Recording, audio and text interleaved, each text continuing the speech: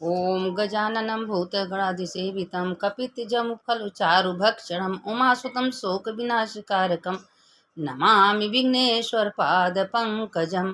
आज देखिए वैशाख महीने का हम 13वां अध्याय भेजने जा रहे हैं। इसको आप लोग अपने सुनिए, दूसरों को भेजिए, शेयर करिए, लाइक करिए, सब्सक्राइब करिए, बेल आइकन घंटी बजाइए। अगर इसको करेंगे तो आपके पास रोज रोज नया नया कथा पहुंचता रहेगा। इसीलिए कहते हैं कि जितना भी शेयर करेंगी उतना आप लोग के पास अच्छी अच्छी कथा कहानियाँ सब पहुंचती रहेगा। मंगलम भगवान विष्णु मंगलम गरुध्वजा मंगलम पुंडरीकाक्षय मंगलाये तनोहरि। देखिए वैशाख महीने का एक घड़ी आधे पुण्य वैशाख महीना में एक लाइन कथा सुनने का इतना बड़ा महत्व है। सवेरे उठना, स्नान दान जप पूजा करने का, नहाने धोने का, कथा सुनने का, गंगा स्नान का बहुत बड़ा महत्व। अगर गंगा जी नहीं लोग जा रहे हैं तो घर में ही नहाइए, लेकिन नहाइए जरूर, क्योंकि सवेरे का नहाना धोना व कथा वार्ता बहुत महत्व का चीज़ है। अब सुनिए, ब्रह्मा जी कहने लगे कि हे यम, तुमने क्या आश्चर्य की बात देखी?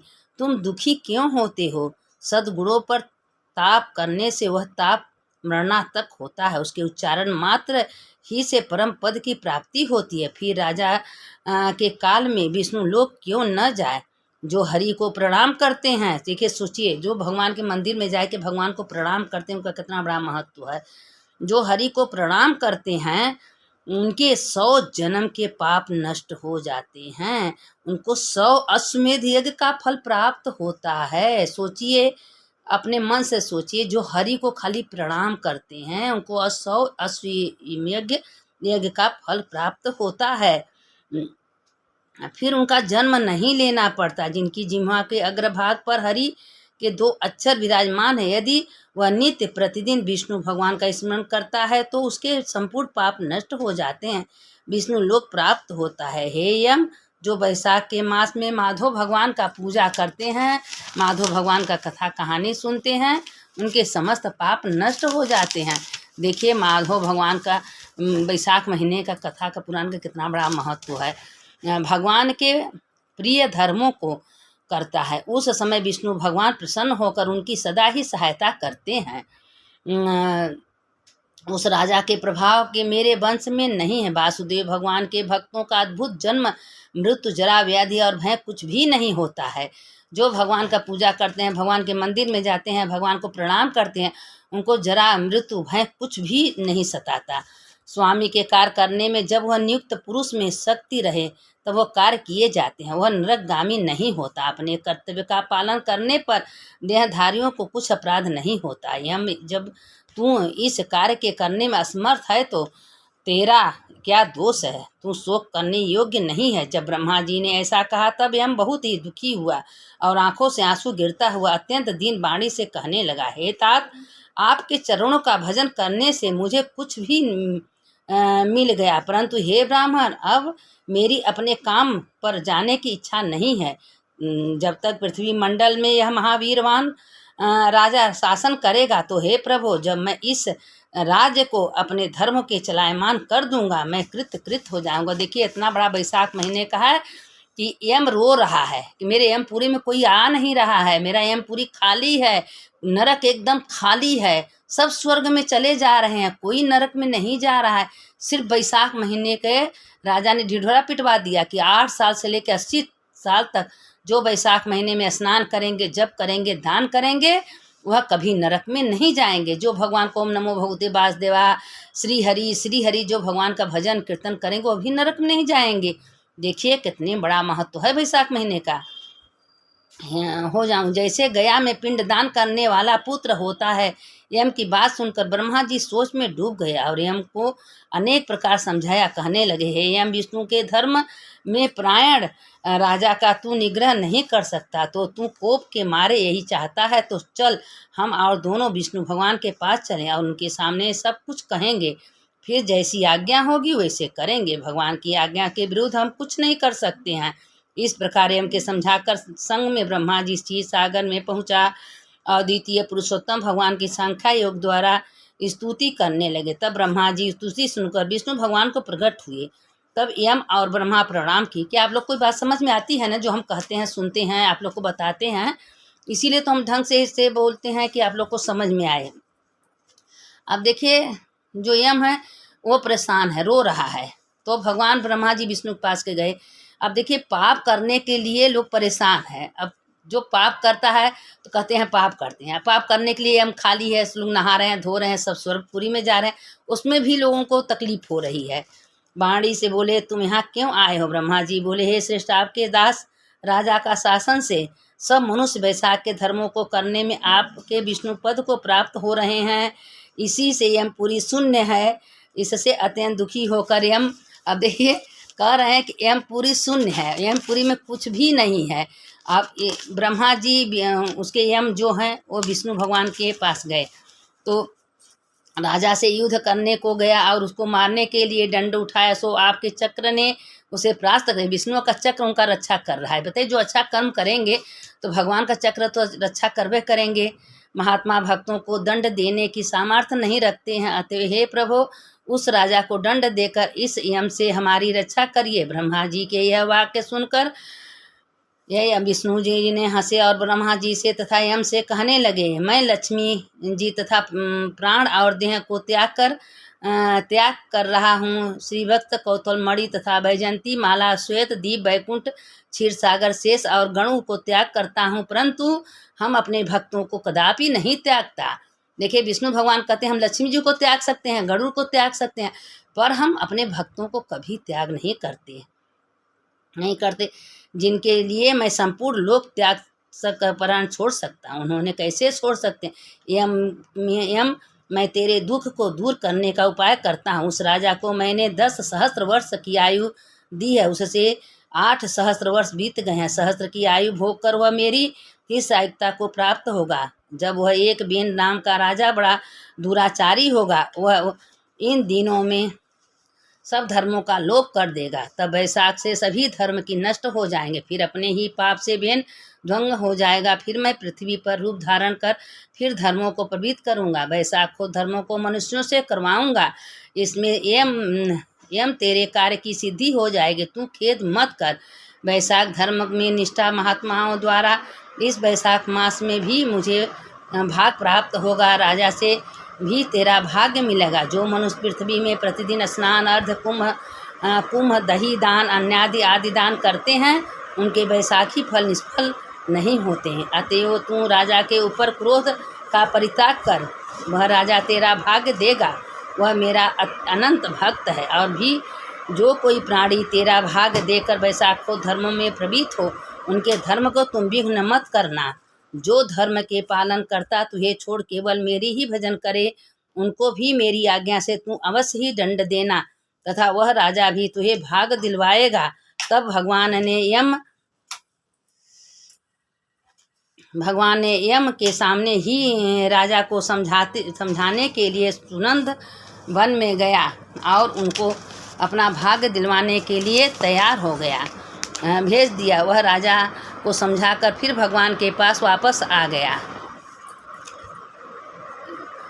आश्रम विष्णु पद भगवान अंतर्ध्यान हो गए। ब्रह्मा जी यम को समझा के उसे आज्ञा दिया कि हे प्रसन्नचित्त अपनी पुरी को चला जाए, और राजा को सबकी यह कह दिया कि जो कोई धर्मराज का भाग्य नहीं देगा, उनके वैशाख के किए धर्मों का यमराज स्वयं ले लेंगे। इसीलिए कहते हैं देखिए वैशाख महीने में धर्मराज के नाम से दही है, जल का घड़ा है, जरूर दान करना चाहिए। अगर जो नहीं करता है उनका सब भाग्य यमराज ले लेते हैं। यमराज के नाम से नहाना चाहिए, यमराज के नाम से 3 अंजलि पर डे रोज़ जल देना चाहिए। जो धर्मराज का भाग नहीं देगा, उनको वैशाख के किए धर्मों को यमराज स्वयं ले लेंगे। वैशाख की पूर्णमासी के दिन सबसे पहले धर्मराज के निमित्त जल का कुंभ और दही तथा अन्य का दान करना चाहिए। पीछे पितृस्त्रों के निमित्त, गुरु के निमित्त, पश्चात जनार्दन मधुसूदन भगवान के निमित्त शीतल जल, दही, अन्य तांबूल, दक्षिणा और फल कांसे के पात्र में रखकर ब्राह्मण के निवेदित करे, और मधुसूदन भगवान की प्रतिदिन बनाकर मास धर्म के प्रवर्तक गरीब ब्राह्मणों को सुनंदन की आज्ञा से राजा ने ऐसा ही किया। तो वह अपनी बची हुई आयु भोग पुत्र पौत्रादि सहित वैकुंठ को चला गया। वेन नाम का एक बड़ा ही नीच राजा हुआ, उसने संपूर्ण धर्म और विशेष करके वैशाख के धर्मों का लोप कर दिया तथा मोक्ष के हेतु इन धर्मों को प्राणी फिर भूल गए। कोई भी वैशाख को शुभ धर्मों को नहीं जानता था। इसीलिए कहते हैं कि जो बैसाख महीने में धर्म करता है, स्नान करता है, जप करता है, पूजा करता है, पाठ करता है, उसके समस्त पुण्य होते हैं। देखिए, जब भी स्नान आप करिए, धर्मराजाय नमः, धर्मराजाय नमः, धर्मराज यमराजाय नमः, चित्रगुप्त, अगर आप उनके नाम से नहीं नहाएंगी, दान पुण्य नहीं करेंगी तो सब यमराज ले लेंगे। इसीलिए उनके नाम से आप लोग स्नान करिए, दान करिए, दही का दान करिए, घड़ा का दान करिए, अन्न का दान करिए। और जो ये सब करते हैं उनके समस्त पाप नष्ट होते हैं। जैसे अक्षय तृतीया 3 तारीख को, अक्षय तृतीया के दिन आप लोग दही है, घड़ा है, फल है, खरजबिया दीजिए। वो दिन हर काम अच्छे होगा, कभी कुछ नष्ट नहीं होगा, क्योंकि अक्षय तृतीया के दिन आप गौदान कर रही हैं, आप अन्न दान कर रही हैं, किसी को ब्राह्मण को भोजन करें तो आपका अच्छा हो जाएगा। आप चोरी से हीरा सोना चांदी अगर दान कर रहे हैं तो भी आपका अच्छा हो जाएगा। जो भी जैसे कार्तिक में अक्षय नवमी और बैसाख में अक्षय तृतीया, वही दिन देखिए पट मंदिर भगवान का खुलता है। और उसी समय हम लोग उसी समय बद्रीनाथ केदारनाथ की यात्रा शुरू करते हैं। देखिए, बद्रीनाथ में अखंड दीप लाखों का भीड़ होता है। भगवान की बताई कृपा न हो तो 6 महीना तक वह दीप जलती रहती है। वही दर्शन करने के लिए लाखों करोड़ों का भीड़ होती है। और लोग पट बंद करते हैं और घी डाल देते हैं और घी जलता रहता है। घी उतने को उतना पड़ेगी, भगवान की कृपा नहीं तो क्या है। कलयुग में भी भगवान तो आपके अंदर है, मेरे अंदर है। भगवान है तभी तो बोल रहे हैं। क्या मेरे शक्ति है बोलने का? नहीं, भगवान ही मेरे अंदर हैं, वही बोल रहे हैं। सुनने वाला शिव, सुनाने वाला शिव, सब शिव हैं। शिव निकल गया तो सब हो गया। तो जो सुनता है वो भी शिव है, जो सुनाता है वो भी शिव। इसीलिए कहते हैं आप लोग भी सबको खूब बांटिए, शेयर करिए, लाइक करिए। जो ऐसा करेंगी तो आप लोग भी पुण्य की भागी बनेंगी। इसीलिए कथा अच्छा चीज़ बांटना चाहिए, देना चाहिए, सुना। बुरा चीज़ मत बताइए किसी को, अच्छा चीज़ बताइए। इसीलिए कहते हैं 3 तारीख को अक्षय तृतीया, 3 तारीख को अक्षय तृतीया का दान करिए, धर्म करिए, कुंभ का दान करिए, घड़ा का दान करिए, फल फूल अन्न सब आपका अच्छा हो जाएगा। सुनने वाले के अब 14वां अध्याय आप लोगों को कल सुनाएंगे। इसको जितना बांटेंगे उतना बटेगा। सुनने वाले की जय। सुनाना अच्युतम केशवम राम नारायणम कृष्ण दामोदरम वासुदेवम हरिम श्रीधरम माधवम गोपिका वल्लभम जानकी नायकम रामचंद्रम भजम। देखिए, अब भोलेनाथ की कथा तो भाई जरूर सुना। शिवों में, शिव देवता में सबसे बड़े देवता शंकर जी हैं।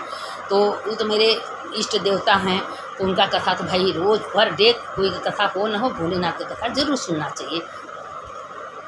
एक गांव में एक बेटा बहू थे, बूढ़ा थे।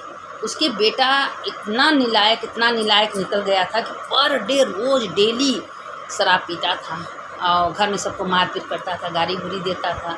और उसकी पत्नी जो थी वो शिव भक्त थी, शिव मंदिर में जाती थी, शिव चर्चा में जाती थी, शिव कथा में जाती थी, जहाँ शिव पुराण होता था वहाँ जाती थी, खूब कथा सुनती थी। सुनते एक दिन अपने पति से कही कि देखिए, अगर शिव पुराण यहाँ होता है चलेंगे तो वहाँ मिठास आपको मिलेगा, बहुत अच्छा होता है। आप ये छोड़ दीजिए, चलिए कथा, कहीं जाओ तुम, हम नहीं जाएंगे। वो अपने पी मस्त रहता था, लेकिन एक ज़बरदस्ती उसकी पत्नी एक दिन ले गई, कहीं चलिए तो। अब वहाँ सारे लोग बैठे हैं। अब वो उस शिव पुराण में कथा में सुना कि जो शिव मंदिर में जय कदम बढ़ के जाता उतना उसमें भेद होता है, जल चढ़ाने से क्या होता है, दान करने से क्या होता है, सब सारा बातें सुना। अब उसके दिमाग में थोड़ा बढ़ गया, लेकिन पहली बार तो किसी को बुद्धि में नहीं ना घुसता है। करते बहुत करोड़ों का जन्म उदय होता है तो लोग कथा पुराण में उनका मन लगता है। ऐसे कथा पुराण में किसी का मन नहीं लगता। करोड़ों के जन्मों के बाद सत्संग लोग करते हैं, कथा सुनते हैं, पुराण सुनते हैं। कितना लोग के घर में कथा होता है, लोग नहीं सुनते हैं। लेकिन जब करोड़ों का पुण्य उदय होगा तो आप सत्संग करेंगी, कथा कहेंगी, अच्छे काम करेंगी, अच्छी काम सबको बताएंगी। तो अब उसने क्या किया कि लेके तो गया, और वहाँ गया शिव पुराण का कथा हो रहा था और कथा में मुँह फाड़ के सो गया।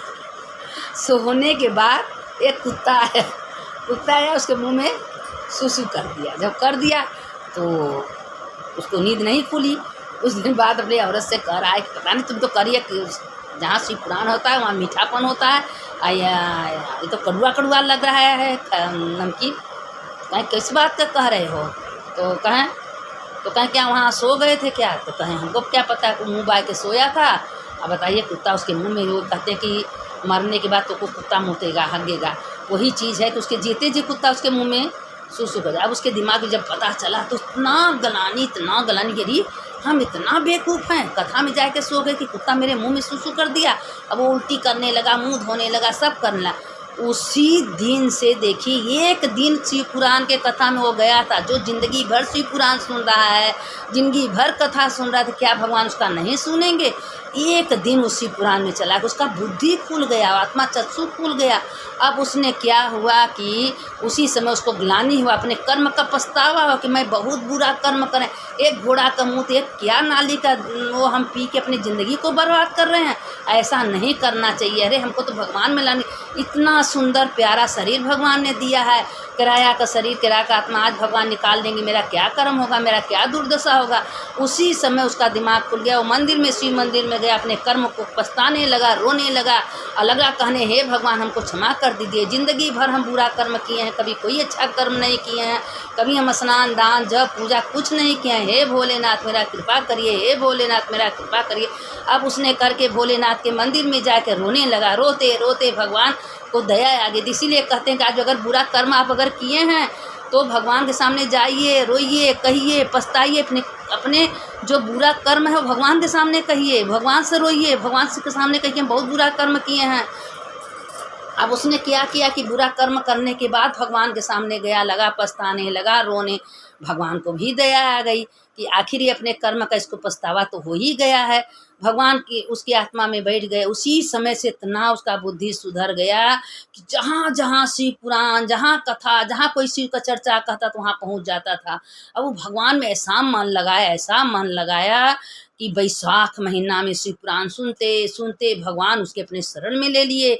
उसके घर में सुख शांति समृद्धि हो गया, उसके पति पत्नी बच्चे सब सुखी रहने लगे।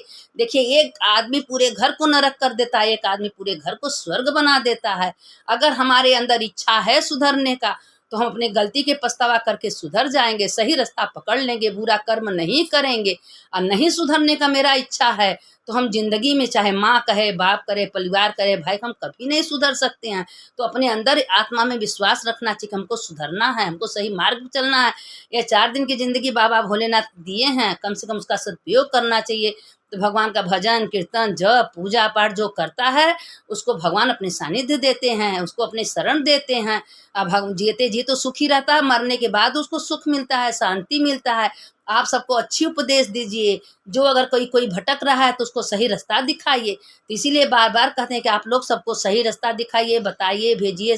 अगर आप लोग भी बताएंगे तो आप लोग को भी पुण्य की भागी बनेंगे। तो अच्छा चीज़ सबको बताइए, बुरा चीज़ कभी किसी को नहीं बताना चाहिए, गलती से भी नहीं कहना चाहिए। और सबको अच्छा अच्छा चीज़ बताएंगी, कथा कहानी सुनाएंगी तो आपसे लोग खुश रहेंगे। तो इसीलिए अच्छा रास्ता दिखाना चाहिए। छोटे बच्चे हैं उनको सही रास्ता दिखाए, उनको कहानी सुनाइए, कथा सुनाइए, सत्संग कराइए, मंत्र बताइए। अब बच्चे हैं नहीं कुछ आ रहा है तो श्री शिवा नमस्तुभ्यं राम रामेति नामेति रमे रामे मनोरमे सहस्रनाम तत्तुल्यं राम नाम वरानने। ये सब मंत्र तो बच्चे बोल ही न सकते हैं। ओम त्र्यंबकं यजामहे सुगंधिं पुष्टिवर्धनम् उर्वारुकमिव बन्धनात् मृत्युर्मुक्षीयमामृतात् मंगल भवन या मंगलहारी द्रभु से दशरथ अजबी। सब बच्चे तो सीख ही न सकते हैं। तो सब बच्चे को मंत्र बताइए, बच्चों को संस्कार दीजिए, बच्चों से कहिए आप मंदिर जाइए, 1 लोटा जल चढ़ाइए, सवेरे उठिए, नहाइए धोइए, देखिए सब करिए ना। ये सब करने से पाप नष्ट होता है, पुण्य बढ़ता है। और सबको अच्छा ज्ञान देना चाहिए, अच्छा बुद्धि देना चाहिए, कभी किसी को बुरा बात नहीं बताना चाहिए और कभी किसी को देख के जलना नहीं चाहिए। अगर आप किसी को देख के जली, किसी का बुराई की, तो उसका सारा पाप आपके ऊपर आ जाएगा। यमराज भी आपको कभी माफ़ नहीं करेंगे, रो रो नरक में आप लोग जाएंगे। इसीलिए कहते हैं किसी का बुराई मत करिए, मत सुनिए, अच्छा कर्म करिए। देखिए उसका दिन कैसे भगवान बदल दिए, आखिर उसका घर में सुख शांति हो गया, वो सुधर गया। खाली शिव चर्चा में, शिव पुराण में एक दिन शिव का कथा सुना था। अब बताइए कि एक ही दिन चंचला रास्ते में जा रही थी और कहीं शिव पुराण हो रहा था, वहाँ शिव पुराण का एक लाइन कथा सुनी थी, भगवान पार्वती की सखी बनी। तो क्या हम लोग मन लगा के कथा पुराण सुनेंगे, भेजेंगे, सबको बताएं, क्या भगवान हम लोग का नहीं सुनेंगे? हम लोग का भी सुनेंगे। इसीलिए कहते हैं आप लोग खुश रहिए, मस्त रहिए, खूब कथा सुनिए, कहानी सुनिए, सबको भेजिए। मंगल भवने मंगलहारी उमा जपत एहि त्रिपुरारी।